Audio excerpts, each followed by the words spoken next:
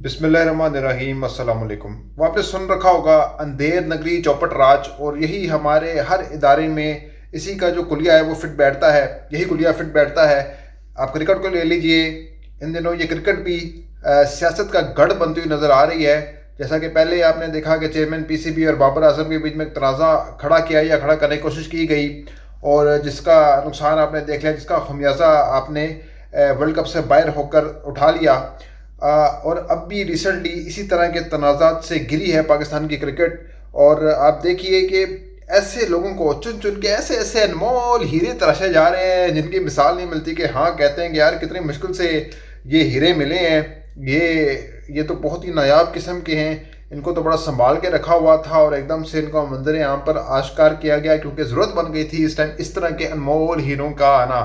जी हाँ, मैं बात कर रहा हूँ वहाब रियाज की। जो पहले आपको याद होगा जब सैलाब आया तो अपनी जो बड़ी सी गाड़ी थी वो पानी के बीच में से शूटर करके निकाली इन्होंने, और सारा पानी जो लोगों के ऊपर पड़ रहा है, और वो ये दिखा रहे थे जैसे वो रिफाई आमा का कोई काम कर रहे हैं, वो पानी को निकाल रहे हैं। बिलाशुबा उन्होंने वैसे काम तो यही किया, वो पानी को ऐसे उड़ा के उन्होंने पानी की जो वहाँ पे जो एक पूरी बुछाड़ बनी हुई थी, सड़क पे पानी के समंदर बना हुआ था, वो उन्होंने ऐसे उछाल के जो वो पानी सड़क से कम किया है। ये वालों उनको क्रेडिट भी जाता है इस चीज़ का। अगर उन्होंने इस सोच से किया तो इनकी सोच को 21 तोपों की नहीं बल्कि 42 तोपों की सलामी होनी चाहिए। तो बहरहाल वो एक मुतनाज़ा शख्स बन गए थे उस टाइम जब इनको निगरान वज़ीरे खेल बनाया गया। तो अब आप देखें कि ये चीफ सेलेक्टर भी बन गए हैं। और सिस्टम का मजाक चेक कीजिए। मजाक ये है कि वो बंदा जिसको जो टीम में सेलेक्ट नहीं हुआ वो अब टीम सेलेक्ट करेगा। अब ये देखिए कि वो टीम सेलेक्ट करेगा। और इसके अलावा मोहम्मद हफीज़ बनाए हैं, चलो वो तो समझ में आती है बात, लेकिन ये जो वहाब रियाज हैं इनको बनाया, मुझे ये समझ नहीं आ रही बात कि हो क्या रहा है। पाकिस्तान की जो क्रिकेट है वो तनाज़ात का शिकार हो रही है। ऐसे जो चुन के आप हीरे लगाएंगे ना तो फिर आपकी क्रिकेट जो है उसको ग्रहण लगेगा, और वो हो रहा है। आपने देखा कि श्रीलंका की जो क्रिकेट है वो बैन क्यों हुई। श्रीलंका को बैन कर दिया उन्होंने, क्यों बैन किया? कि वो सियासत में गिर रही थी। तो ऐसा ना हो कि पाकिस्तान पर भी ये बैन अप्लाई हो जाए, और अगर बैन अप्लाई होता है तो फिर ये बहुत मुश्किल हो जाएगा पाकिस्तान के लिए। आगे ही पाकिस्तान के दुश्मन बने हुए। आप देखेंगे ये वर्ल्ड कप पाकिस्तान का हिस्सा था, लेकिन कहाँ चला गया? इंडिया में चला गया। और पाकिस्तान के साथ पहले भी बहुत ज़्यादा नाइंसाफ़ियाँ होती रही हैं, और अब फिर नाइंसाफ़ियाँ यहाँ पर हो सकती हैं, और हम खुद भी इसको बढ़ावा देकर अपने लिए मुश्किल खड़ी कर सकते हैं। और आप देखें ना कि श्रीलंका की क्रिकेट तनाज़ात का शिकार रही है, और पाकिस्तान की क्रिकेट भी तनाज़ात का शिकार हो रही है या की जा रही है जानबूझ के। कुछ साजिश नासिर चाहते हैं कि पाकिस्तान की जो क्रिकेट है ना वो उठ ना सके। आपने बाबर आजम जैसे प्लेयर को बाहर कर दिया कप्तानी से, ठीक है। अब आप कह रहे हैं कि जी एक नया प्लेयर ले आएंगे, आप शान मसूद को ले आए हैं, ठीक है, आप शहीन अफरीदी को ले आएंगे, उनको कैप्टन बना देंगे। ओ भाई, आप उसका तजर्बा देखें और उसका तजर्बा देखें। अगर वो एक बच्चा आप उठा के कैप्टन बना रहे हैं तो उसकी किसने सुननी है? आप ये देखें। बाबर आजम बहरहाल एक अपनी कैप्टनसी के अंदर परफॉर्म भी कर रहे थे, बैटिंग की बहुत अच्छी उनकी जो थी जा रही थी सारे सिलसिला, लेकिन आप ये समझ रहे हैं कुछ ये दलीलें दी जा रही हैं इनको हटाने के लिए कि जी वो ताकि अपनी बैटिंग पर फोकस कर सकें। अब आपने तो एक तहिया कर दिया था कि उस बंदे को आपने हटाना ही हटाना है, और हटा के आपने लगवाना ही लगवाना है। अब जाहिर सी बात है इसके ताने बाने इस बात से भी जोड़े जा रहे हैं कि शाहीन अफरीदी को लाना का मकसद ये है कि अफरीदी की एक बहुत बड़ी लॉबी वहाँ पे एक्टिव है। तो ये तो बात है कि क्रिकेट के अंदर असर रसूख रहा है। इमामुल हक को आप देख लें कि वो पर्ची पे कहा जाता है कि इंजमामुल हक की पर्ची पे है, गो के उन्होंने कुछ हद तक परफॉर्म किया, लेकिन बाद अज़ां वो लॉन्ग टर्म खिलाड़ी साबित नहीं हो सके, उस तरह मुस्तकिल मिजाजी के साथ परफॉर्म नहीं कर सके। तो यही वजह है कि वो अब टीम में नहीं है। अल्टीमेटली वही बंदा स्टैंड करेगा जो अपनी परफॉर्मेंस दिखा सकता है। तो पाकिस्तान की क्रिकेट के साथ जो है, पाकिस्तान की क्रिकेट का जो खेल है उस खेल के साथ खिलवाड़ जो किया जा रहा है ना, वो एक बहुत बड़ा जुर्म है। ये बहुत बड़ा जुर्म है कि एक एक्टिविटी है, एक टेंशन का माहौल है यहाँ पे, दहशतगर्दी यहाँ पे तूल जो है वो पकड़ रही है यहाँ पे, और हमारी मशहद जो है वो ज़बू हाली का शिकार है। ऐसे वक्त के अंदर अगर हमारी क्रिकेट जो है वो एंटरटेनमेंट है एक, और अगर हम उस एंटरटेनमेंट को एंटरटेनमेंट के तौर पर ना लें तो फिर क्या होता है? उसको हम सियासत का हिस्सा बना लें तो फिर क्या रह जाएगा पीछे?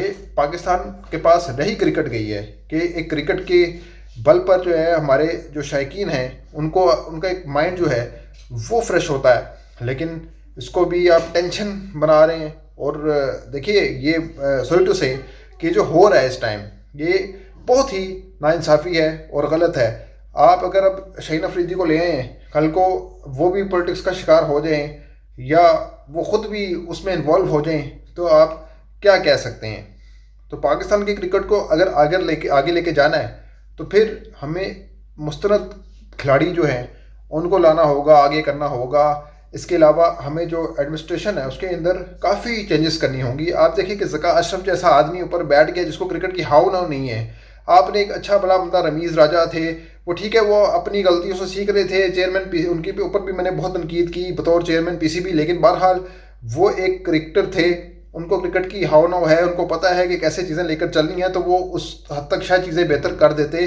कभी आप नजम सेठी को ले आते, कभी एक पार्टी अपने बंदे को ले आती, कभी एक पार्टी अपने बंदे को ले आती है, तो आपने अपने क्रिकेट चेयरमैन पीसीबी या चेयरमैन पीसीबी शिप को और या पीसीबी को ही अपने बाप की जगीर समझ लिया, अपने बाप दादा की जगीर समझ ली है। तो ऐसे कैसे चलेगा? ऐसे ये तो एक कोई भी हमें ना चेक एंड बैलेंस नहीं है। बेसिकली जब चेक एंड बैलेंस नहीं होगा तो आप क्या करेंगे? हर इदारे के अंदर आप तबाही मचा रहे हैं, हर इदारे के अंदर सियासत है। अब क्रिकेट के अंदर सियासत को ला कर आप क्या तासुर दे रहे हैं? फिर बाहर के लोग हम पर उंगलियां उठाते हैं, फिर हमें वहाँ पे डिफेंड करना पड़ता है कि नहीं भाई ऐसे नहीं ऐसे है। आप देखें ना, अब इंडिया की जो टीम थी वो बहरहाल फेवरेट टीम थी और उसने परफॉर्म किया, उसका हर प्लेयर चलता है, हर बैट्समैन चलता है। हम यहाँ कहते हैं 2 आउट हो गए तो तीसरा बैट्समैन नहीं है, ये हमारी कंडीशन है। हम अपनी टीम कैसे लेके गए थे वर्ल्ड कप के अंदर, वो भी हमें देखने की ज़रूरत है। वर्ल्ड कप 4 साल बाद आता है, ये हम नहीं कह सकते यार जीतो हारो हमें तुमसे प्यार है, ये हर बार ऐसे नहीं चल सकता। आपको परफॉर्म करना होगा। हाँ, अगर पाकिस्तान सेमीफाइनल में पहुंच जाता तो हमें तब भी दुखना होता कि चलो सेमीफाइनल खेल के बाहर हुआ है।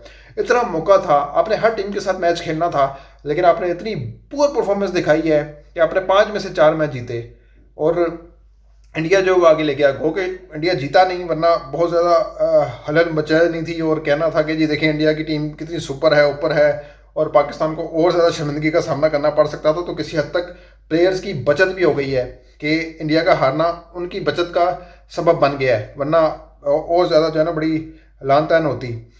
तो बहरहाल गलतियों से सीखने की ज़रूरत है और एक ऐसा चेयरमैन पीसीबी यहाँ पर तैनात होना चाहिए जो वाकई क्रिकेट के लिए संजीदा हो, जो क्रिकेट को संजीदगी से ले और प्लेयर्स को जो है फ्लोरिश करे और हमारी टीम को मजबूत करे, मुस्तहकम करे। चीफ सेलेक्टर अच्छा हो, वहाब रियाज जैसा जिसकी बंदर बांट की हुई है।